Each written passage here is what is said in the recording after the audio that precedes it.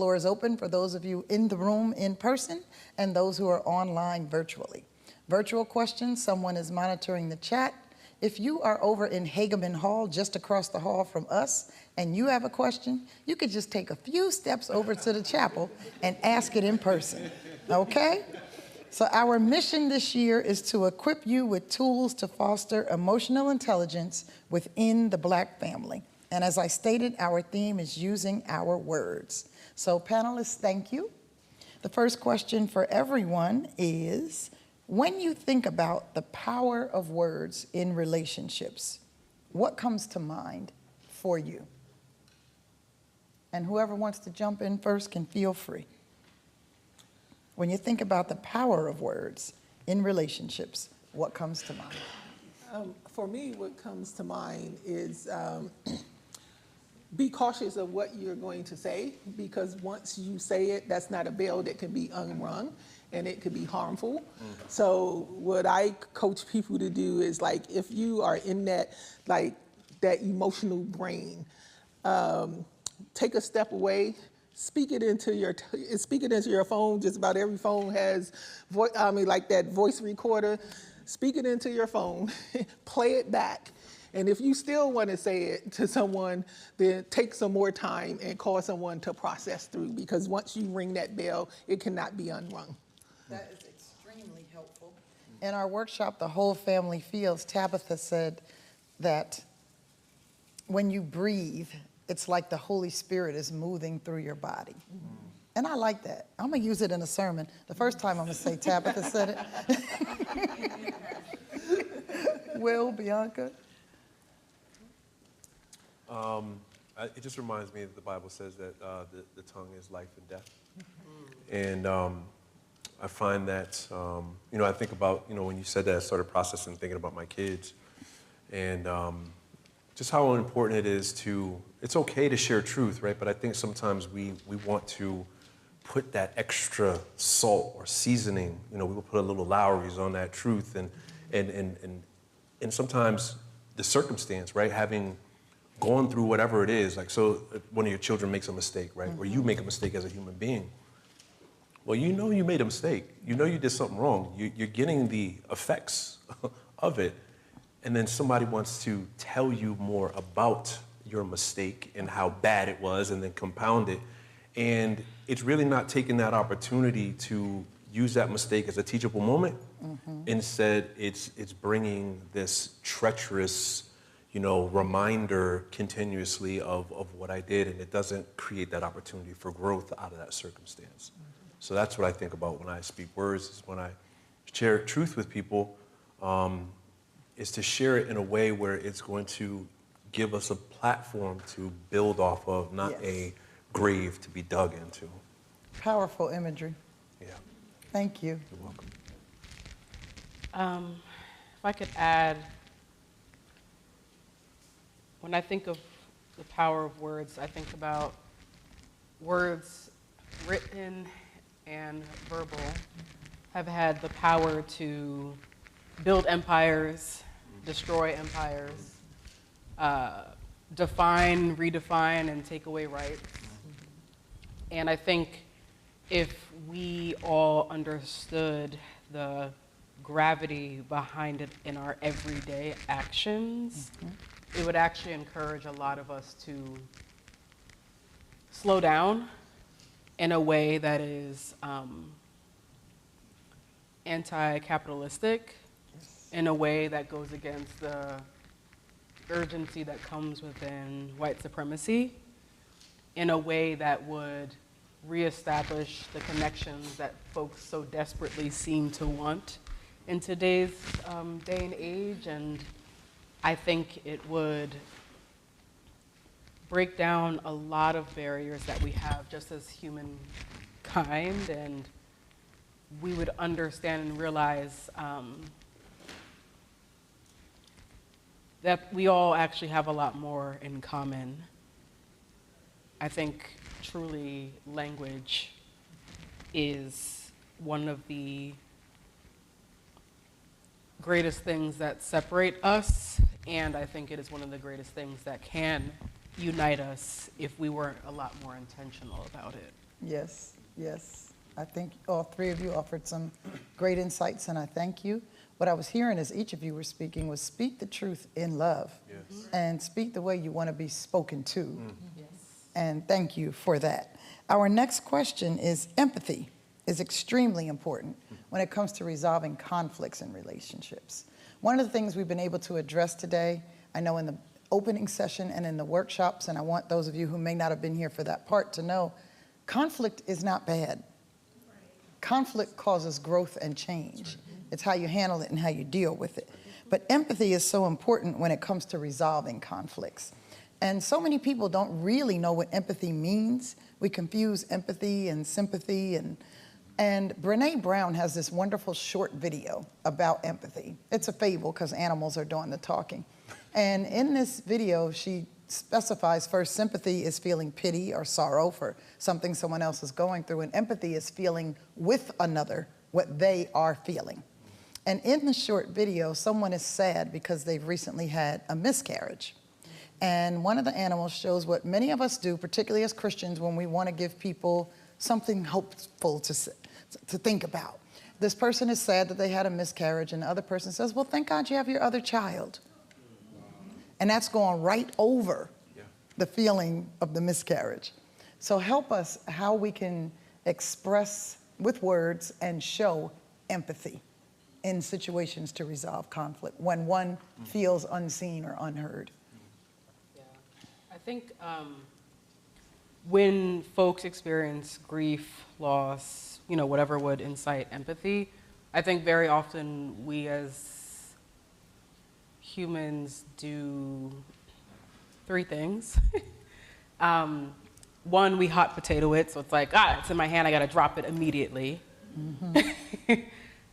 Two, we personalize it to the point where it is less about what that person is going through and more about like, I too can relate to you, okay? I have been there in a way to kind of come across the bridge of understanding, but in a way kind of doesn't deliver. And again, it's well-intentioned, but obviously it's not working. And then three, I think we try to solve it. And not everything can be solved. Right. And I think that makes us incredibly uncomfortable. So I would say, I think we drop it, I think we personalize it, or I think we try to solve it. And I think, again, if we were able to pause and think, this person shared X with me, you learn to sit with that. You can have your response internally, right? Yes. Internally. Yes. And then turn it around and say, thank you so much for sharing that with me. What kind of support do you need in this moment? Or how can I help you? Or do you want help in this specific area? Rather than doing one of the three that I just mentioned. Acknowledge the trust in the sharing. Yes. And ask a question. Ask a question. Let's Thank be you. curious, of course. Thank you. Okay. So for me, I used to, as an early clinician, I used to say to people, put yourself in their shoes. But then if you're not in a place, and since I'm a trauma therapist, a lot of my stuff comes from a trauma lens when I have these conversations. If someone don't know how to be empathetic or sympathetic, because they always take it back to, no one gave that to me, so I'm just going to give it to them how it comes to my mind, right? So I think showing empathy is showing up, being present, right? A lot of us are uncomfortable with sitting in silence, just like you just said, sitting in silence. We don't always have to have a response. Showing up and being present can be the most powerful way to show empathy for someone. But we have to be okay with that, and knowing that, what do you need from me? Like, you just unloaded all of this stuff. I don't understand what you're going through, but what do you need from me? Another question. Yeah. I love these questions. Yeah, We because always it's like to talk. We don't like to ask questions, right? Yeah, and so instead of me guessing, trying to guess what you need, What is it that you need from me? And if you don't know in this moment, that's okay. We can both just sit here. And when you figure it out, you can let me know. And I'm going to show up for you how I know how. Thank you so much. Brother Will. You know, as I'm processing this, as I'm listening to the ladies speak, I'm thinking about it from a man's perspective, talking to other men, right? And oftentimes when men talk about situations or circumstances, right, particularly things that challenging situations or circumstances, they do what I like to call like a speed bump over it.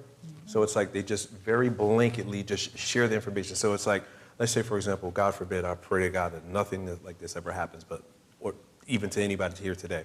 But let's say, for example, there was a bad car accident coming in, right? But they made it. The car is damaged, or they made it, right? But it was, you know, they hit somebody in the back, and they got hit in the back, right? But they still made it to the event today, right? So say, for example, I'm sitting having lunch. I'm like, hey, how you doing?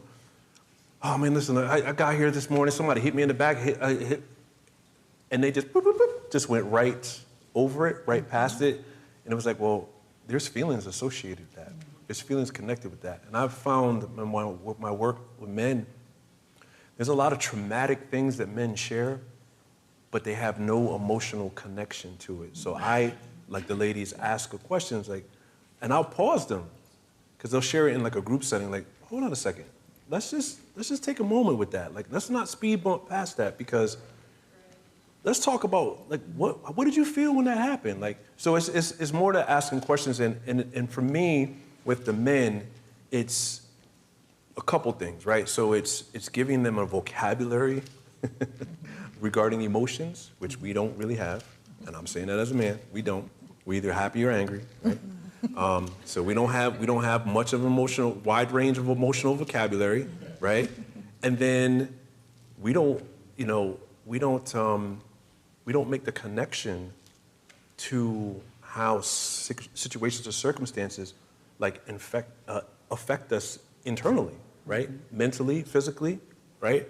We don't make those connections. And then the last thing is, I want them to be seen. I want your voice to be heard and appreciated. You just didn't share some war story in a group with a bunch of other men.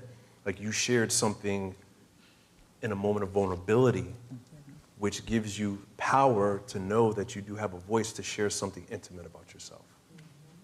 Thank you. Thank you. Notice that we need to hear from brothers about how brothers feel. You know why so many things go wrong in relationships? We ask our girlfriends what men think.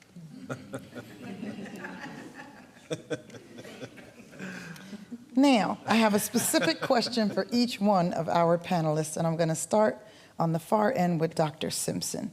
In The Whole Family Feels, the session that I sat in, we learned that children don't understand emotions. This was shocking to me, I'm embarrassed to admit. I know children have emotions, but we learned that they don't all necessarily know how to process them or use their words with their emotions when we think about our theme. And I wonder, as someone who specializes in the feeling of children, how can we help our children heal? So, to children's credit, there are a lot of adults who don't understand feelings or how they feel. So that trickles down to the kid. You tell the kid stop being angry. Who's taught the kid how not to be angry, right? So to the children's credit. But how we help children heal is, first we have to see them as human beings. In our culture, in our community, children, I know with me growing up, children were taught, you're to be seen, not to be heard, right? So first we have to look at children as human beings. They're not young, they're not little adults. They're human beings, and they have the same emotions and feelings that we have as adults. Our emotions are not good or bad, they're human. We all have them. And so teaching them how to express them appropriately, that starts in the home. Oftentimes we want to say, is the school, granted they spend upwards of 8-9 hours in the school, but that starts in the home with parents modeling that emotional intelligence, co-regulation. Like, you have to be calm in order for your child to be calm, right? If they continuously see you dysregulated, then they're going to be dysregulated, and that's going to go wherever, in any environment that they go into. So the first thing is, but looking at them as human beings, knowing that it's okay to apologize to your child when you were out of pocket, you had a bad day, right? You come home and you just start going off on your kid like they upset your whole world and they had nothing to do with it. It's okay to take a pause and come back and say, hey, you know what? I had a bad day. And unfortunately, I took that out on you, and I'm sorry. Adults can apologize to children. That is okay. That's how you teach emotional regulation. That's how you teach emotional intelligence. And that's how you teach them to start having empathy for other people, right? So, and then teaching kids how, feeling statements. You can do this with your kids, like, I feel upset because, right? Or when you did this, it made me feel. I think that that's the first line of helping kids heal, but we have to show up for them. We have to let them know that it's okay to feel what you're feeling. We have to validate that for them. Yes. We have to validate that for them, and then get them the help that they need if their emotions or they can be expansive. So it's a continuum. Yes. You can have the kid that isolate and withdraw, and then you can have the one that externalize. So you have internalizing and externalizing behaviors. All of them stem from something. We have to be comfortable with having those conversations with kids about what's making them feel that way, and stop asking kids what's wrong with you and look at what happened to you. Yes. Stop asking kids what's wrong with you and say, how do we strengthen you? And so I think that's how we begin that process of helping children heal. Thank you for giving us vocabulary. No, seriously, because it's very helpful. And even for pointing out that sometimes we will tell a child, use your words, but we haven't modeled how to use your words. So thank you for that. Will, what do you do with male children? How do you help male children heal? Oh, boy. I got to stop hanging around with Dr. Althea because I was in her session, now I'm next to her, and she's making me very introspective about a lot of stuff right now, and I'm just not feeling good about myself. My parental skills right now I'm not feeling good about them right now at all. I don't validate that for you. Well, thank you. I appreciate that. Since that's not your area of expertise, don't even worry about the male children. Tell us what excites you about working with men. Well, I think it all kind of comes together. The young men that Dr. Althea is talking about, right? I get to see them as adults, right? And I get to see them as these trauma-filled tornadoes, right? And I call them tornadoes because they're just hurricaning and tornadoing around their whole entire lives, and it's everybody's fault except for theirs. And so what excites me is that I get to give them opportunities for new language, right? For a new way, a new perspective, an opportunity to help rewrite a generational message, right? What I find one of the biggest hooks, because I primarily started my work some years ago, I'm not gonna say how long, but some years ago I started my work working with men who've caused harm, right? Formerly known as batterers. The state is switching the language, right? We don't use batterers anymore because it's very stigmatizing. We use person who's caused harm. And so that's when I started my work. And a lot of those men were victims or witnesses of abuse themselves growing up. And so it's just giving an opportunity to really, rewrite some generational curses. And one of the things I find, one of the biggest hooks of trying to engage a man, particularly who has that sort of background, is to talk about their kids. Okay. Right? Because they don't want their kids. They know. So there's a disconnect between the relationship aspect of it, right? The healthiness of their relationship, there's a disconnect. But then there is this reconnect as to how it affects their children. Okay. And so a lot of times I'll use that as like, well, what would you do if your daughter came to you and this, and you're like, I'm going to jail. I'm going to jail. All right. Well, you going to jail, but somebody who you're perpetrating this harm against is a daughter, right? It's somebody's child. And so then the light bulb goes on. So I get to have those moments with them. And so that gets me excited because Our community, the Black community, isn't really, we don't have a history of going to mental health counseling. No, we don't. We don't have a history of talking about trauma. They think trauma is a car accident or seeing something, or I don't fell down somewhere. They think that was a traumatic incident. We suffer trauma all the time. Yes. In a lot of different situations, a lot of different ways, and we just don't have language to that. And particularly men, because I had mentioned before, we just don't have that vocabulary because we're always supposed to be tough. We're always supposed to be bad. We don't show any emotions. We don't show any of those things. And so it just gives me an opportunity to give them a vocabulary, and so that excites me. Do you have a theme song? Is it Express Yourself? I'm not sure about the theme song, but maybe I do need a theme song, but I like that. So, can I piggyback off something that said what I forgot to mention too about helping Not kids? about my parenting skills. No, Okay, not about your, not about your parenting skills. One of the things that can also help children heal, and this is from a perspective of parents, caregivers, and professionals, is that children are not seen as victims when they witness domestic violence. People say that they're just exposed to it. No, they're actually experiencing it and having those same visceral responses to it. So we have to stop looking at them as merely just being exposed to domestic violence and look at them as actually being victims of it as well, because they are experiencing it. Thank you.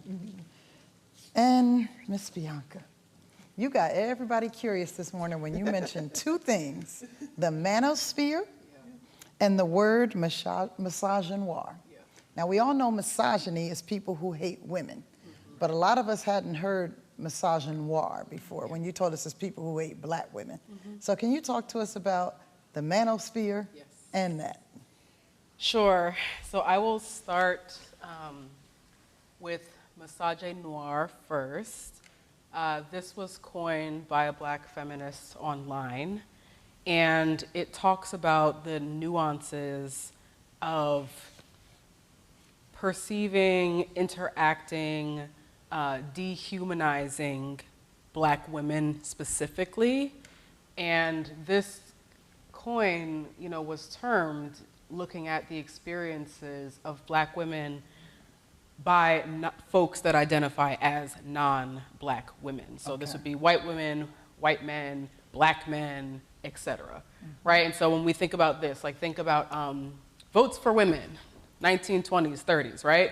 It was votes for women, but it was votes for white women. So literally not talking about Black women at the forefront. When we think about the civil rights movement, we were thinking about the advancement for Black people, but when Black women were specifically talking about their nuanced issues, they got pushed to the side overall when we think about Black folks having civil rights, voting rights in general.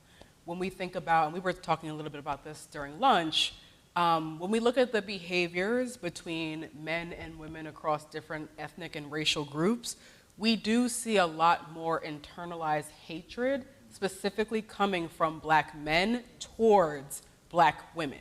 We see this in culture. We see this in music videos, how Black women are depicted. We see this in storytelling and narratives. I know I talked a little bit about Tyler Perry earlier. Name a show or movie where a Black woman is not harmed in a Tyler Perry show or movie. I challenge you. One cannot. Exactly. We think about this when it comes to dating and romance. Oh, Black women are unattractive. Black women are too harsh. Black women are doing this, that, and the third. Not being able to recognize Black women's leadership and follow suit, right? We were talking about the presidential election and how there were Black men whose sole purpose for not voting for her was not her policies, not what she brought to the table, not her stature as VP, but was simply because she was a Black woman. Point blank, period. That was the end of the sentence. And so that specificity is important because when we think about other cultures, we do see a theme around the reinforcement of Black women's subjugation, which I think leads to, unfortunately, the patterns that we still see today when it comes to domestic and interpartner violence. Now, the manosphere, which exists traditionally on the internet, it is a space online where young men, I want to say anywhere between the age of 13 to 25, are in these spaces where there are no women, right? So it's just them talking amongst themselves. But this is a place where they thrive, live, breathe, and steward, and quite frankly, cultivate misogyny against women in a very violent way. Meaning, women are breeders. We are here specifically just to ensure the birth of their legacy. Women need to be taught how to be put in line again. It encourages domestic violence in these spaces, quite frankly. It encourages violence against women, and it is incredibly dangerous because we actually found with a few studies through YouTube and TikTok that young men, regardless of ethnic and racial background, that is the content that they're watching online more than anything else. Wow. And so they're kind of growing up with these, you talk about the messages specifically that young men are getting, they're getting this message around, mind you, this is a group where there's multiple ages, so you will have men that are men, right? They are over the age of 18, that will say like, I've never interacted with a woman, and this is what I can tell you because women are horrible, and this is what we should believe, and women don't deserve this, and they're saying this to the 13-year-olds in the same space. So now those 13-year-olds are having this environment where they can lean into this toxic masculinity without it being unchecked by having a healthier behavior and without having exposure to women. And very often, these men that run these spaces, like Andrew Tate is one of those horrible people. Look him up. He's a man with a podcast that talks very openly about his hatred towards women. It's not subtle. This is actual hatred. And very often these are men that do not have experiences with women. They do not have women in their lives. Many of them have never been on dates with women. Many of them have never even been intimate with women. And so they're taking their personal experience of being, quote, rejected by every woman known to mankind, personkind, and projecting that onto young men and boys, thinking that this is the culture that they need to be able to have and foster, which can lead to, more incidences of rape culture, more incidences of DV, and quite frankly is adding to the women's rights unfortunately being taken away in different ways, shapes, and forms. Are there any signs? How would we know if a male child or someone we know is being exposed to this, and how could we counteract? Oh, yes. Number one, if you are a parent,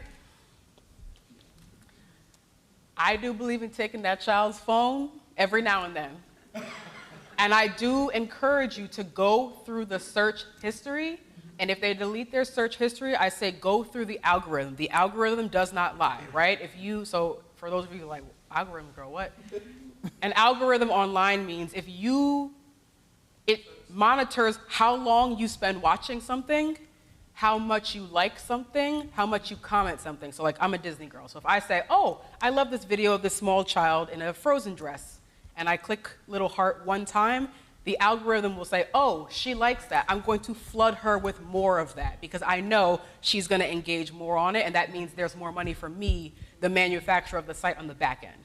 So in case they are deleting their history, go through their search history on the website itself, look at their algorithm to see if that's what's perpetrating. Listen to how they speak. There should be no 13-year-old, 8-year-old, 10-year-old, 18-year-old, 25-year-old that says, I hate women with complete seriousness. That's not healthy. There should also be, you need to ensure that there are women's spaces in that person's life because that's what they thrive online. Many of them actually spend a total or an average of 18 hours a day in these spaces every day. So if you have a child that is online constantly, odds are they are in these spaces, these little manospheres that exist in podcasts, TikTok, YouTube, chat rooms, Instagram. They're getting that material all the time. So definitely start looking for that pattern, but especially if they start saying really disparaging thing about girls and women, that should give you an indication right there that this is content that they are actively pursuing and reviewing. That is very helpful. Thank you. You look like you wanted to add something. And this is why the work that I do with men is so important, is because the family is so fragmented these days, right? That when you were growing up, at least when I was growing up, right? you were taught certain things, you went out the house, maybe you heard a different messaging from friends, and it kind of didn't jive with what you were taught in your house, right? You were receiving something that could refute the other message that you. Today, our families, people are so busy, and I'm not coming down on parents. I'm just, the dynamics of life are just very different. Let me just say it now, right? Say it that way, without being accusatory. The dynamics of life are very different, and parenting looks very different. Technology has largely taken over parenting. And so every person with a big mouth is on the internet sharing information, and whoever has the biggest mouth is getting the most listeners or viewers or followers, or whatever the terminology is. And they're often sharing the most disturbing information Yes. that is off-based and off-centered. And so for me, yes, there are services that are available. There's people, there's outside, there's professionals that you can talk to and so on and so forth. But for me, really, the challenge needs to start within the household. We need to have our men stepping up and challenging these. You hear your young son or you hear your young cousin or somebody in the barbershop saying something crazy. It's like, come here, young fellow, let me talk to you for a second. Yes. Like that's no, that's not what we're doing here. We don't do that. And that might be the only time that young man gets that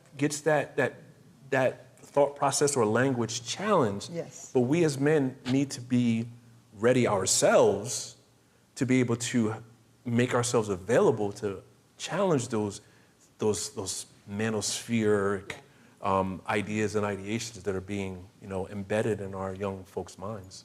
Yeah. Anything you'd like to share on that? Yeah, the reason it's so harmful and dangerous for them to be exposed to this type of content is because the child's brain doesn't fully develop until the age of 25. So just imagine all of this stuff that's being fed. And the brain is regenerative, so you can heal it, but it's just going to take so much more to try to correct that, to do corrective actions for what they're taking in. So that's why this makes it so dangerous. And, and with parent, and again, is not to shame or point fingers or blame parents, but it starts with us as parents, putting more boundaries in place. Taking those phones away at a certain hour, having them, you can have this much time. When I raised my nephews, they talk about it to this day. I raised my nephews, 15 years ago. And I used to take their phone. They used to cut off their TV at a certain time.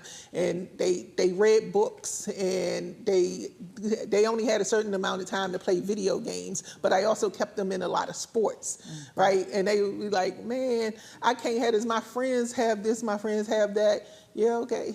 You want to go live with them? Right? You want to go live with them? Because you're going to give up like what you have here for temporary when you know how your friends are living. you really got it good here, right? So having those conversations, we have to stop being afraid of systems that has made it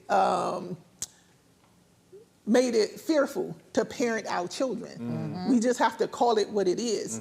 I work in one of those systems, and I constantly correct colleagues and coworkers of all races. Like, no, you have to come from a cultural lens and look at this and the dynamics of this family, right? So just because and every experience, what I tell kids, every experience is not a traumatic experience. You just didn't like that your parent put these consequences on you.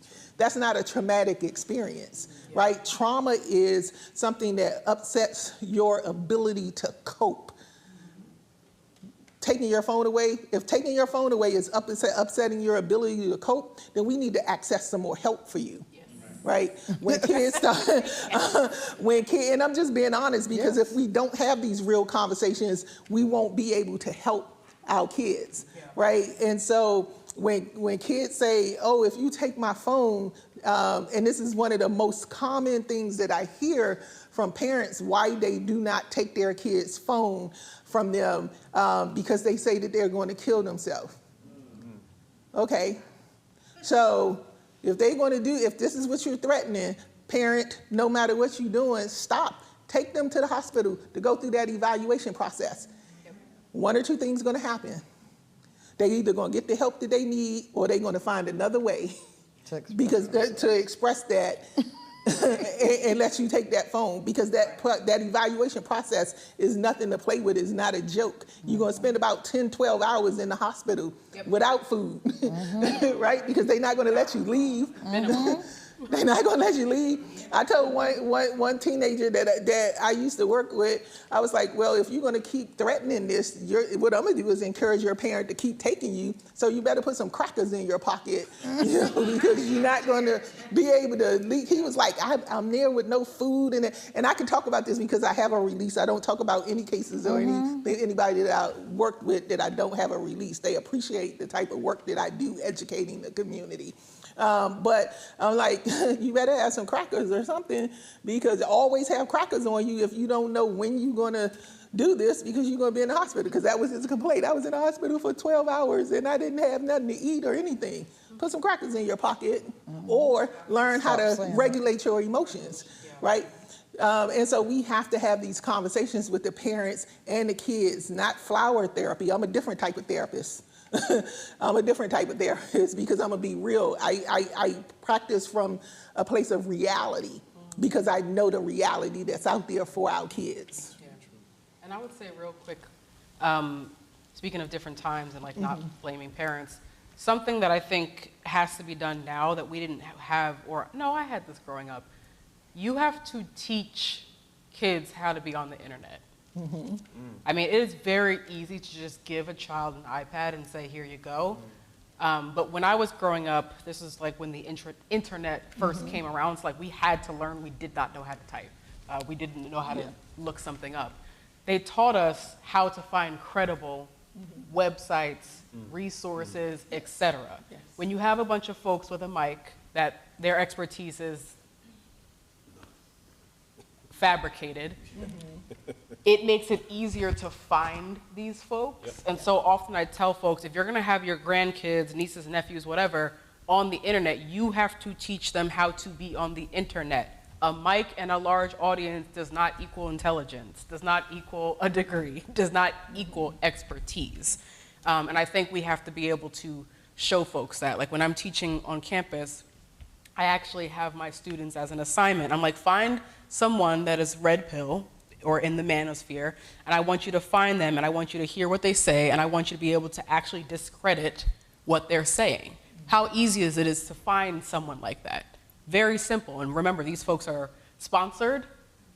Rage bait is one of the most engaging things you could ever do online. People love being pissed in this country. That is just point blank, period. And so they are actively targeting responses out of your kids. And so again, back to the emotional regulation, back to them teaching how to be on the internet safely, and then still having these in-person conversations with folks so they're able to understand what's actively happening in real time. Okay.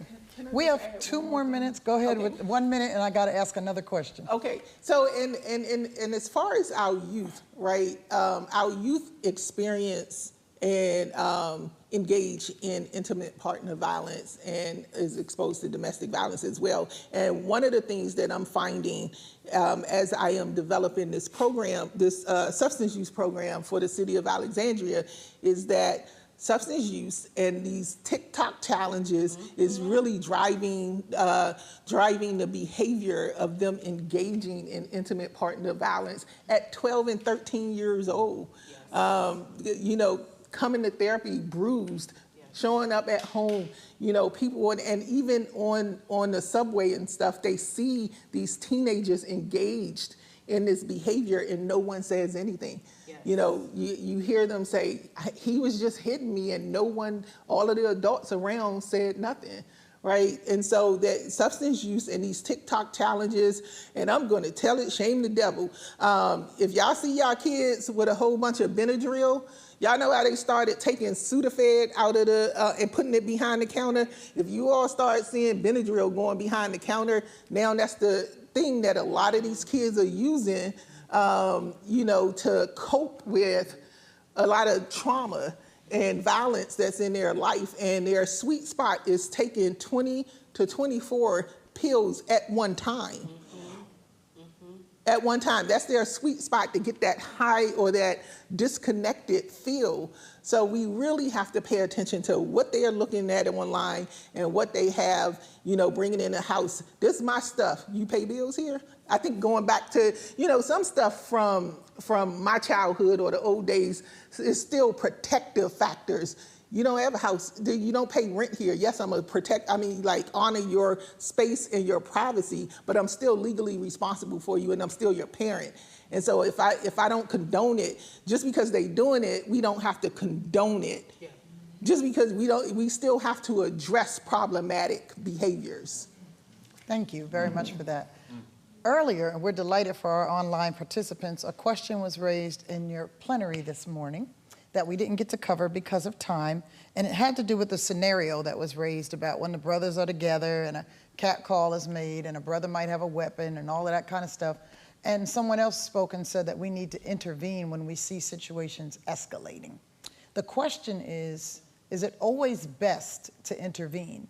Because it's in public, you can stop it right then, but what about later when this couple is alone?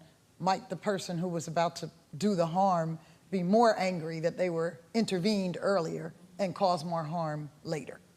Yeah, that is a fabulous question, and feel free, y'all, to jump in. When it's in public, I always say intervene. You know what? I was just reading this the other day. Hold on 1 minute.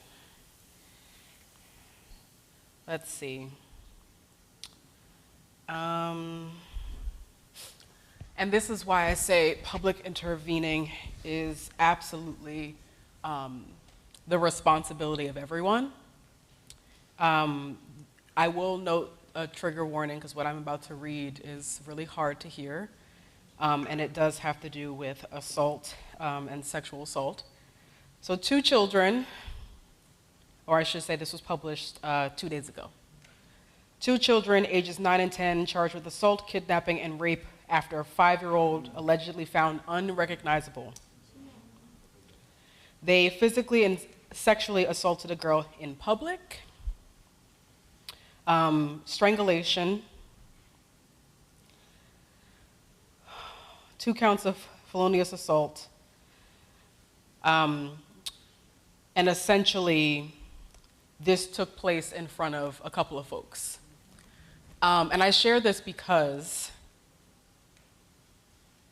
I know we live in a culture and a time in which we are incredibly encouraged / have learned to mind our business. And being neutral / minding your business is actually a really dangerous thing to do. Like I think about Nazi Germany and how many folks stood by watching their neighbors be taken. I think about the hurricane in Katrina and how many children and women were assaulted in public in the Superdome while people watched. We have gotten to a very disturbing place where we think we are not able to recognize the humanity in another person and more likely to pick up our phones and record than feel personally responsible, humanly responsible to intervene. So I say when things are in public, intervene. A lot of interactions, school shootings, assaults could be prevented if folks had actually shed that individualistic approach of, oh, that's the responsibility of the family. Oh, that's the responsibility of the school system. Oh, that's the responsibility of the security guard, if they had actually intervened. Now, when the person goes home, it is a different story because obviously, we talked about power dynamics and control earlier. Being in the home space does present a unique issue where the person is less likely to be able to have personal ownership, autonomy, etc. My hope is that if folks intervene in public, that person is not going home to that same space that same day. And if they are going to that same space or that home that same day, they have others with them, again, going back and leaning on community. So it's not just them and the person that causes harm. But they are, regardless, the person that causes harm is going to be upset. I noticed that even if it wasn't a violent incident, people get upset in general when you disrupt their patterns. Point blank, period. And so I think it's going to come down to establishing a plan for that person. And I think, what do they say? They say community comes at the cost of inconvenience, where we are going to have to learn to inconvenience ourselves and provide more support to folks regardless, or I should say in addition to whatever they have going home in the space. And so I encourage my other colleagues to especially tune in when it comes to the home piece, because we know, unfortunately and statistically, that if it's going to happen in public, it will most certainly happen at home. And I'm going to ask that you tune in 30 seconds or less, because it's 2:11 and we were supposed to be done. I'm just going to say that domestic violence and intimate partner violence, it's not, we were taught that whatever happens in the home stays in the home. You work through things. It's not a private issue. It's a societal issue, and we need to intervene. Yes. We need to intervene. Will, last words. The hopes is that if it's done in public, it creates an opportunity for that person, for those parties, to both get the services they need, because maybe the law enforcement will be called. It will trigger, some sort of response to go to court, where that person could be referred to DV services, and then either party referred to the appropriate DV services. So it could be an opportunity. Thank you. Thank you all. I just want to say, it was mentioned earlier, but let's all be mindful of the day and times in which we live.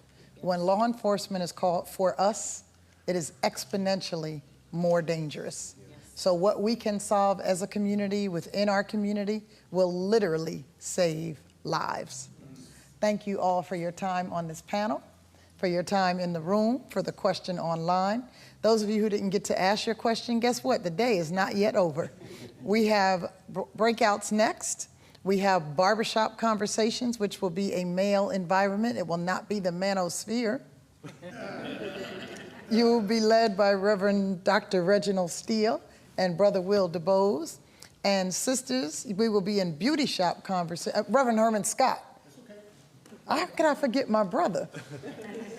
And then beauty shop conversations is going to be led by Reverend Tracy Perry Tisdale, Reverend Kamaria Bird McAllister, and Tabitha, who did a fantabulous job this morning, is going to do the group counseling session in beauty shop conversation. So sisters to the beauty shop, brothers to the barbershop, let us go get beautiful on the inside.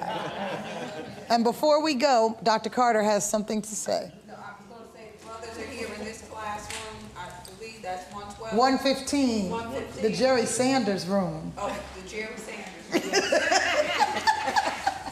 and the ladies are in the back. In room 108, right across. Thank you all.